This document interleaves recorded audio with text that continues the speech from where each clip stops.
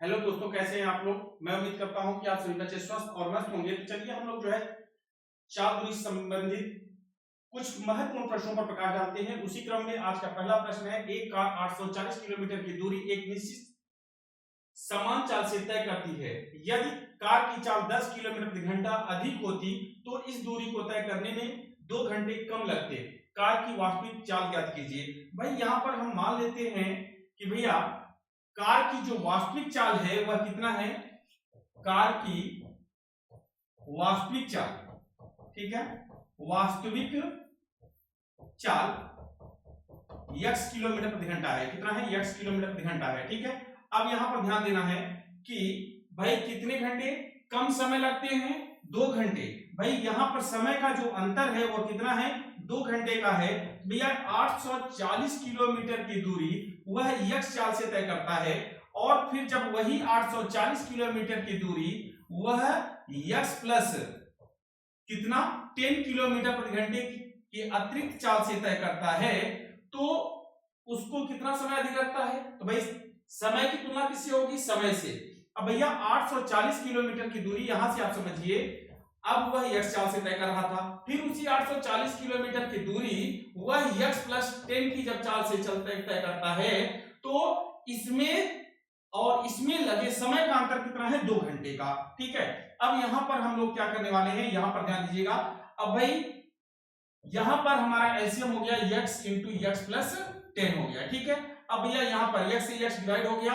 अब यहां पर 840 आप कॉमन ले लीजिए क्योंकि दोनों में है, तो भाई यहां पर आ गया x प्लस 10। ठीक है, और माइनस जब यहां पर x प्लस 10 से डिवाइड हो गया तो यहां पर आप चूंकि 840 कॉमन ले ही चुके हैं तो यहां पर आपका बचेगा कितना भैया?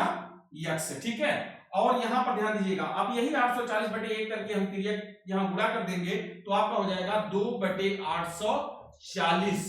अब यही बराबर हो गया भैया x प्लस 10 और माइनस x और बटे में क्या हो गया? x square plus 10x। ठीक है, अब भैया प्लस माइनस घट गया। अब भैया यहां से आपका कितना हो गया? 2 एक कम 2 हो गया और यहां पर 2 चौक 8, 2 दूनी 4, 420 हो गया और ये 10 का गुना हो जाएगा तो ये आपका हो जाएगा 1 बटे 4200। कितना हो गया? 4200 बराबर x स्क्वायर प्लस 10x। ठीक है, अब भाई जब यहां पर ये हो गया कि नहीं हो गया?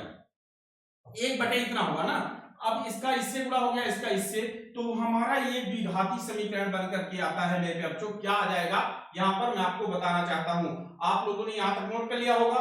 तो हमारा आपका ये क्वाड्रेटिक इक्वेशन बन जाएगा। वो क्वाड्रेटिक इक्वेशन क्या है यहां पर आपको समझना है भाई, वह है कि x स्क्वायर प्लस 10x और माइनस में 4200। ठीक है, बराबर 0। अब यहां कुछ नहीं, 1 है, 1 का गुना किससे होगा? 4200 से होगा। अब भाई 1 गुने 4200 बराबर कितना हो गया? 4200 के हो गया। ठीक है, अब यहां पर 70 गुने 60 बराबर कितना हो गया? 4200।